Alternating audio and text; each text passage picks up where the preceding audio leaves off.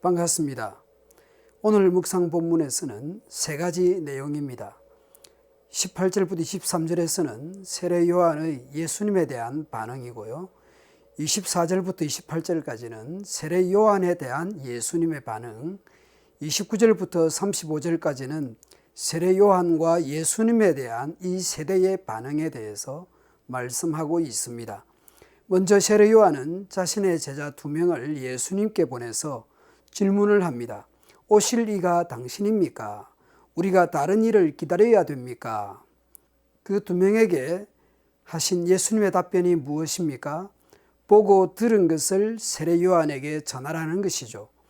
맹인이 보며 못 걷는 사람이 걸으며 나병 환자가 깨끗함을 받으며 귀먹은 사람이 들으며 죽은 자가 살아나며 가난한 자에게 복음이 전파된다. 이것은 나사렛 회당에서의 말씀과 연결되는 것이죠. 주의 성령이 내게 임하셨으니 이는 가난한 자에게 복음을 전하게 하시려고 내게 기름을 부으시고 나를 보내사 포로된 자에게 자유를, 눈먼 자에게 다시 보게 함을 전파하며 눌린 자를 자유하게 하고 주의 은혜의 해를 전파하게 하려 하심이라.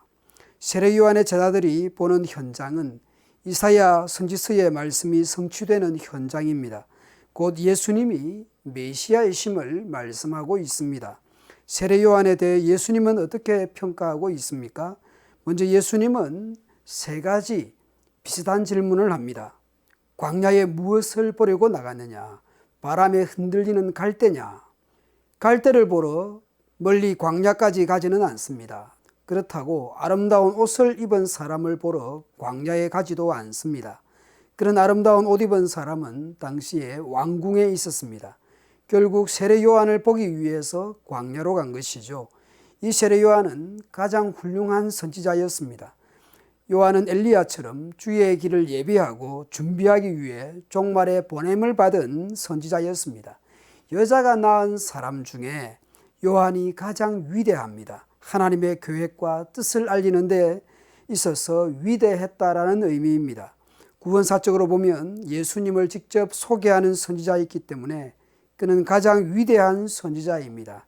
그러나 하나님의 나라의 오심, 곧 예수님의 오심을 기준으로 해서 보면 하나님 나라에서는 가장 작은 자가 세례 요한보다 큽니다. 왜냐하면 옛 시대 안에서는 세례 요한이 위대하였지만 새 시대에는 예수님 안에서 이루어지는 하나님의 나라이기 때문입니다. 세례 요한이 속한 옛 시대와는 비교할 수 없이 예수님으로 말미암는 하나님의 나라가 더욱 크기 때문입니다. 세례 요한과 예수님에 대한 이 세대의 평가는 또한 어떻습니까? 세례 요한과 예수님에 대해서 이 세대는 어떻게 반응하고 있습니까? 요한의 회개의 세례를 받아들이는 이가 있는가 하면 바리새인들과 율법학자들은 요한의 세례도 받지 않고 자신들을 향한 하나님의 계획을 물리쳤습니다. 그리고 세례 요한과 예수님에 대해서 어떻게 또한 평가하고 있습니까? 여기에 대해서 예수님은 장터에 놀고 있는 아이들의 놀이 문화에서 그 비유를 하고 있습니다. 장터에 앉아서 소위 결혼놀이와 장례놀이를 하는 아이들의 모습을 가져옵니다. 그러나 이 세대 사람을 무엇에 비할까? 그들은 무엇과 같은가? 그들은 마치 어린 아이들이 장터에 앉아서 서로 부르며 말하기를 우리가 너희에게 피리를 불어도 너희는 춤추지 않았고 우리가 애통하게 울어도 너희는 울지 않았다 하는 것과 같다. 이 비유를 어떻게 볼 것인가? 크게 두 가지로 생각할 수 있습니다. 첫 번째는 우리는 세례 요한과 예수님으로 보고 거기에 대한 합당한 반응을 하지 않는 이 아이들, 이 세대를 생각할 수 있습니다. 자기들 마음에 안 드니까 받아들이지 않습니다. 두 번째 해석은 놀이의 순서를 따라서 결혼놀이에서는 세례 요한을 대입하고 장례놀이에 대해서는 예수님을 대입하는 것입니다. 그래서 세례 요한에게는 춤출 것을 요구하고 예수님에게는 금식을 요구하는 것이죠. 그런데 자기들 원하는 대로 안 해주니까, 안 하니까 배척하는 것입니다. 해석 1이든 2든 간에 결과는 동일합니다. 세례 요한과 예수님을 배척하는 것입니다.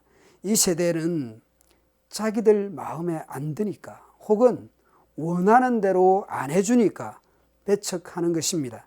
우리는 적어도 세례 요한이나 예수님을 배척은 하지 않습니다.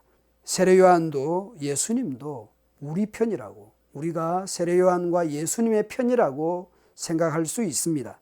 그런데 내가 원하는 대로 되어야 한다는 자기 중심적인 생각이 지배할 수는 있습니다. 하나님의 뜻과 계획보다는 내 뜻, 내 생각, 내 스타일, 자기 중심성을 벗어나지 못하면 내가 원하는 것을 고르고 있는 것이죠. 미숙하고 철없는 아이들이 반찬이고 뭐고 자기 입맛에 맞는 것 골라서 먹기도 하잖아요. 밥상머리에 앉아서 마음에 드는 반찬이 없다고, 고기 반찬 없다고 따뜻한 밥과 국 대신에 컵라면을 끓여 먹을 때가 있잖아요. 우리가 철없는 아이들처럼 그렇게 골라 먹는, 내 마음에 드는 것, 또 내 마음에 들지 않으면 거부하는 그런 식으로 우리의 신앙생활, 우리가 교회 생활을 하고 있지 않는지 돌아보게 됩니다. 내 마음에 들기보다는 내가 하나님 마음에 들도록 내가 원하는 것보다는